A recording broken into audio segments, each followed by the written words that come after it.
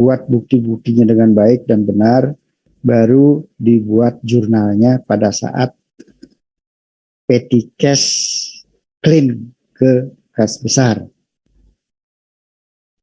Jadi di sini jurnalnya dibuat sekaligus terakhir.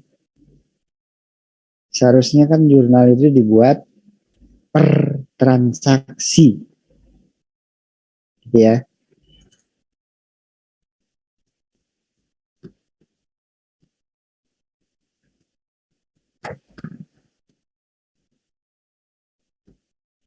Ada pertanyaan?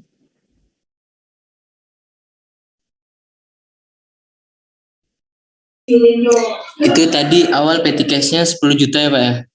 Ya.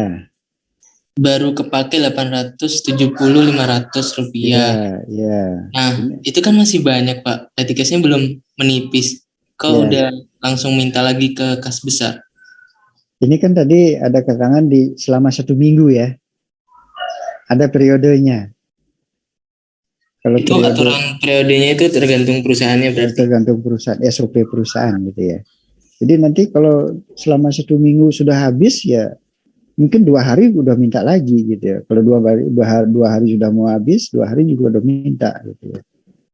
Gitu ya. Jadi nggak mesti harus sudah mau 10 juta gitu ya. Ini jangka waktu yang bisa menjadi patokannya. Oke, terima kasih. Jadi masih banyak sudah minta lagi gitu ya. Apa benar ya? Memang begitu. Ya kalau 2 hari sudah habis 9 juta, ya 2 hari minta lagi gitu ya. Oke Pak. Oke, bagus sekali ya. Saya nggak bingung. Ada lagi?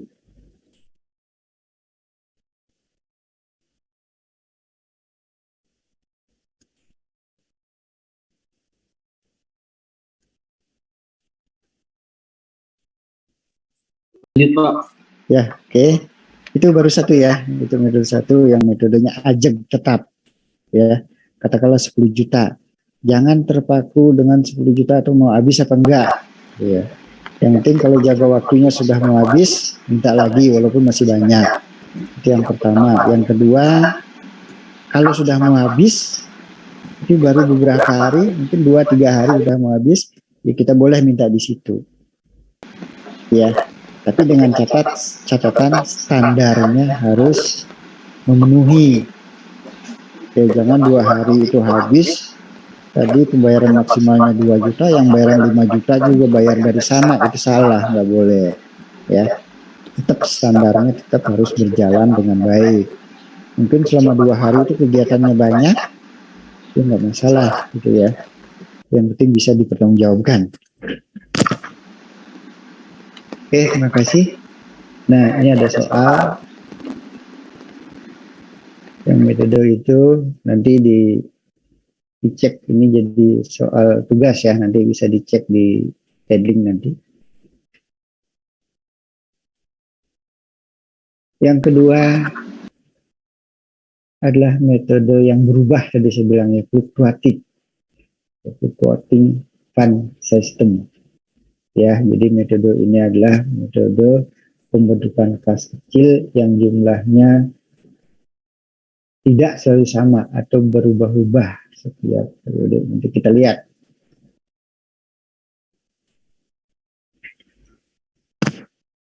Itu adalah metode yang tidak menentukan petty cash dalam jumlah yang selalu konstan atau ajeg, melainkan memberikan kemungkinan untuk berubah-ubah atau berfluktuasi.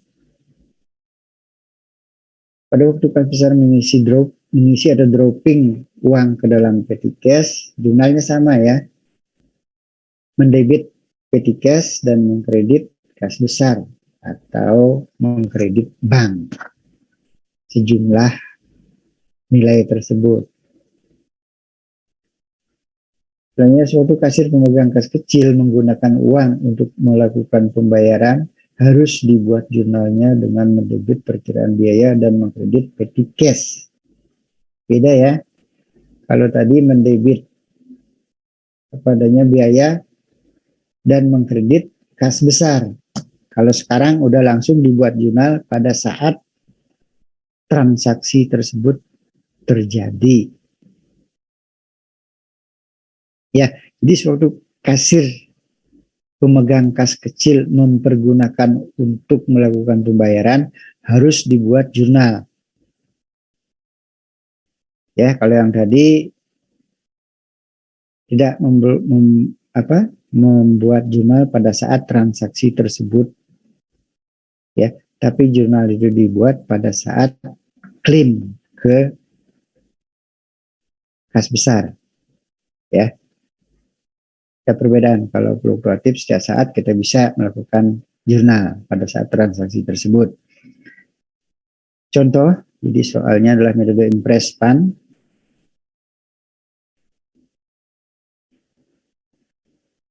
Oh, impress sih. Sorry.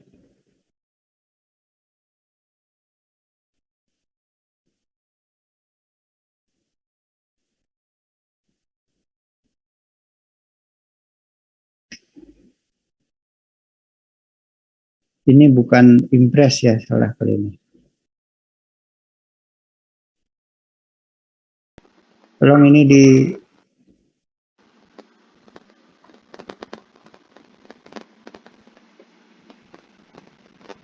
ini bukan impress ya.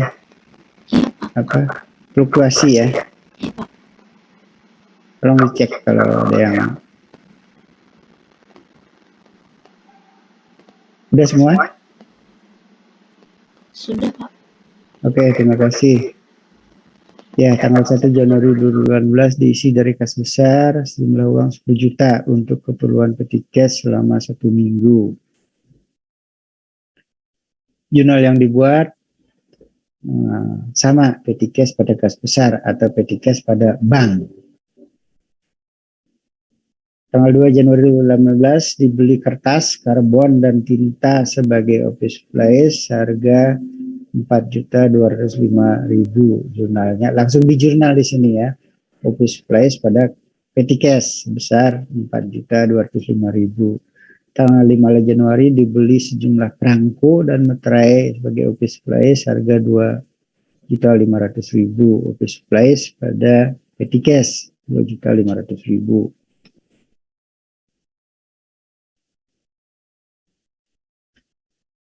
Tanggal 6 Januari dibeli beberapa botol obat untuk pemeliharaan kantor, office maintenance harga 2 juta.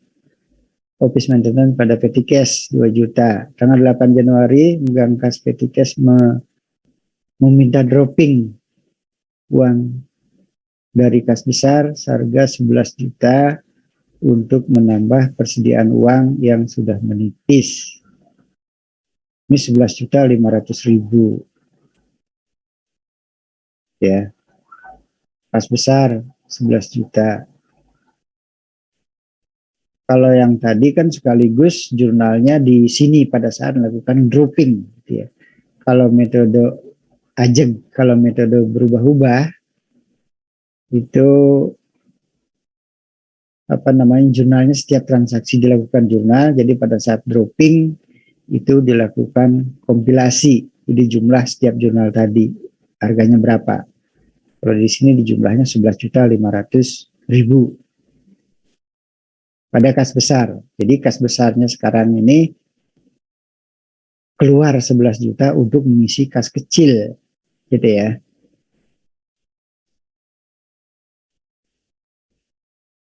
Memungkinkan berbeda, gitu ya. Tadi kan gimana? Jadi artinya bisa aja, bisa sama, bisa beda, gitu ya. Tapi prinsip jurnalnya yang berbeda. Kalau yang pertama, prinsip yang pertama tadi jurnalnya dibuat sekaligus di akhir pada saat dropping atau klaim ke kas besar. Tapi kalau metode yang berubah-ubah atau fluktuasi, ini setiap transaksi harus dibuatkan jurnal. Ya, itu dua metode. Dari dua metode ini yang manapun dipilih, saya rasa nggak jadi masalah. Yang penting adalah perusahaan itu konsisten menerapkan. Ya, konsisten menerapkan. Yang mana mau dipilih? Yang pertama atau yang kedua? tetap dilakukan. Dengan tiba-tiba sekarang yang pertama, besok tiba-tiba tanpa alasan tertentu pakai yang kedua, itu salah prosedur itu namanya. Ya, hati-hati. Konsistensi itu adalah sangat penting dalam akuntansi. Oke, ada pertanyaan?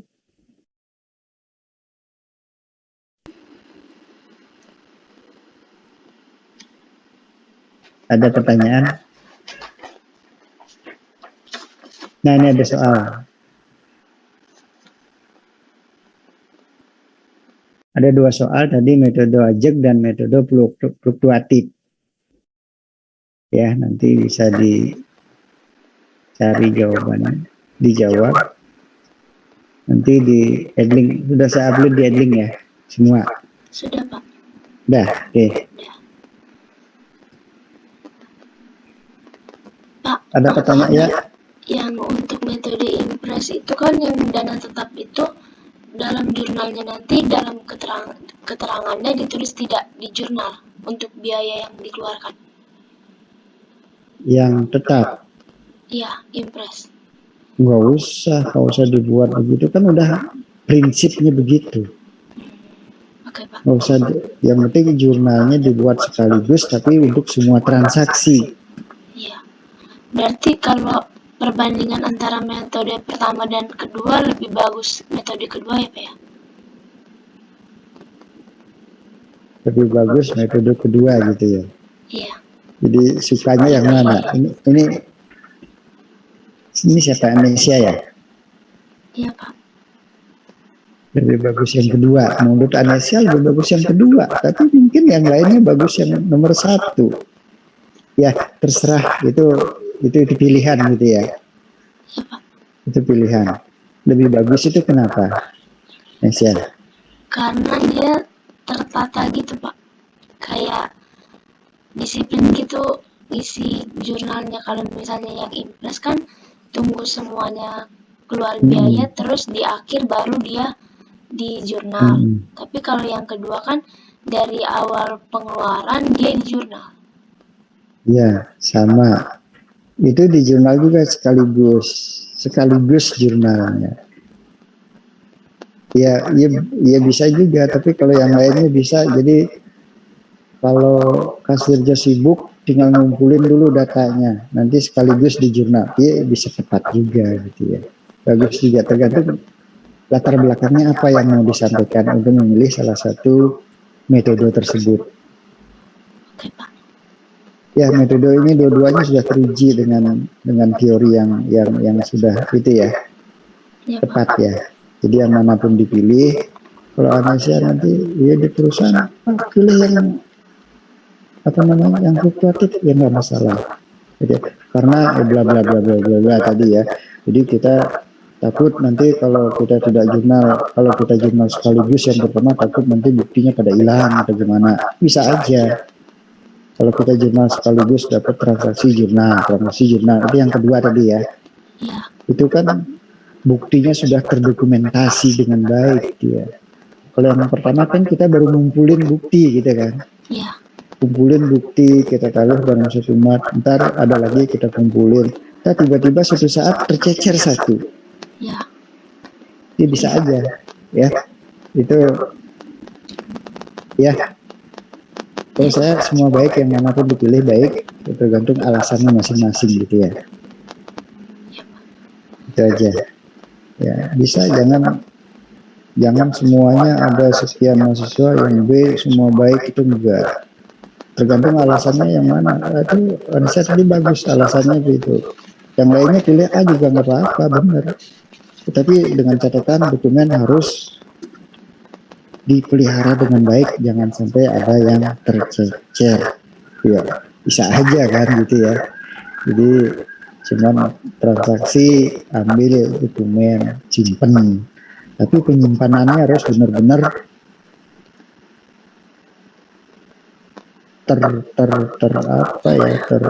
terkontrol dengan baik gitu, jangan sampai ada yang tercecer gitu ya. Iya, begitu. Ada yang lain?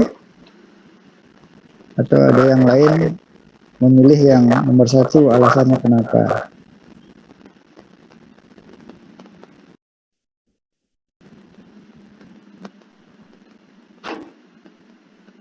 Ya, alasannya yang bisa tergantung alasannya. Memilih sesuatu itu adalah tergantung alasan. Ya. Oke, Anesya, terima kasih. Baik sekali. Ada yang lain?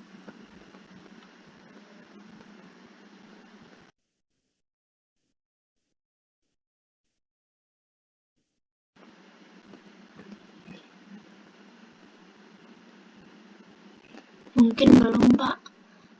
Oke, belum. Makasih. Ada yang bertanya mengenai UTS nggak?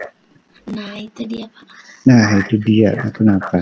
Minta kunci jawabannya aja, Pak, buat dipelajarin ulang. Kemarin tuh, Pak, kayaknya kurang waktunya. Udah Soalnya dua 2,5 jam, katakanlah 2 jam 15 menit itu enggak, Pak. menjawab.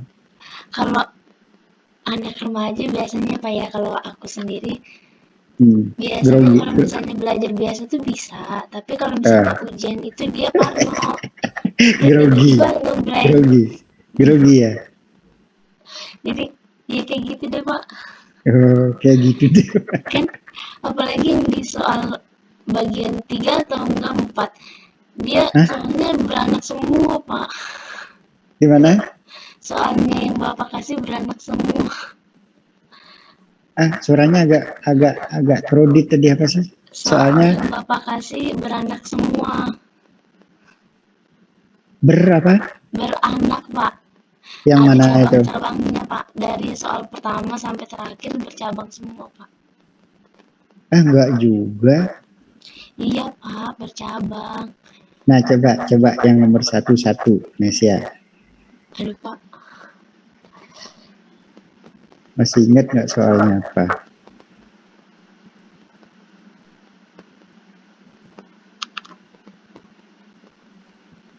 Ini kalau dibuka, Pak. Pengertian akuntansi. Uraikan